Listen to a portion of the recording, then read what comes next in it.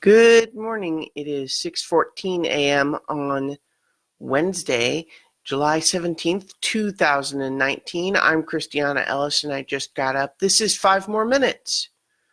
I actually feel a little bit weird this morning. I had a little bit of a migraine last night, and although I'm feeling better today, still feel a little bit altered in a way that's hard to describe. I'm not sure exactly what's going on there. Probably fine. Anyway, though, because I was, for a variety of reasons, including the migraine, but not limited to, we didn't do our so many levels last night. And so instead, I decided to watch the next movie on the AFI Top 100 list for watching 100 movies, which was The Grapes of Wrath. And this is a movie that I had seen before, although it had been a while. And in fact, I'm pretty sure that it was probably in my early 20s that I watched it. And so what I remembered of it was, well, it's set during the Great Depression. And I vaguely remember it's people looking for work. I don't know. I remember it being a good movie that I had no particular emotional investment in. But watching it last night was kind of remarkable because I think when I watched it the last time, this was in the early 2000s, and I, as a young person,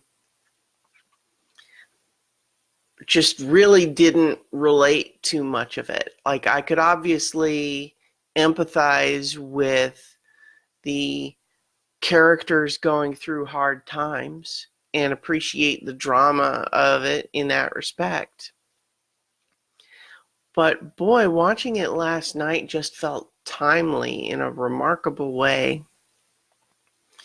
In a way that I think it's a little bit of a sad reflection of our current times, because I think there was a period in our country where that story became less relevant, and now it has become relevant again for unfortunate reasons. And so, if you are not familiar with the story, the basic concept is following a family after the events, the real historical events that became known as the Dust Bowl during the Great Depression, where there was a weather pattern for many years that resulted in a whole lot of people who were both farmers and people who sort of supported the farming community essentially just going bankrupt, losing their land.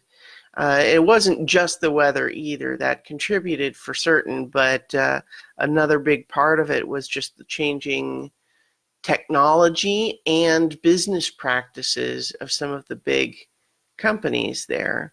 And so you have these people who have been now kicked off of land that their family has owned for generations, being just told, get out, you figure out what you do next. And so they're traveling to California because they've heard there's work out there, and they have their various struggles and so on. But part of what makes it so timely right now is they're migrant workers.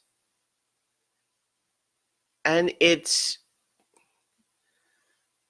so much of what happens. So, like, occasionally as a creative, I think about the current migrant crisis and think, and, I say crisis only just because I think elements of what makes it a crisis are,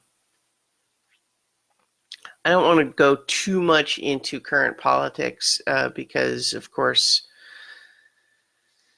I don't know, it's just aggravating. But the something that has occurred to me when I hear about people who have no sympathy for the migrant workers who are just trying to make a better life for themselves and their family coming to another place.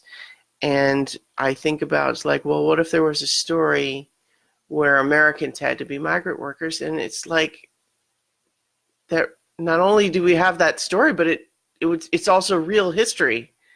It's actually true. Like, it actually happened. And so much of it is, you know, they want to make lives better. They want to just feed their families. They can't stay where they are, or else they'll starve to death. And yet, everywhere they go, people tell them they should go back where they came from. People tell them, you have them driving through and gas station attendants in their clean uniforms saying, you're not even human.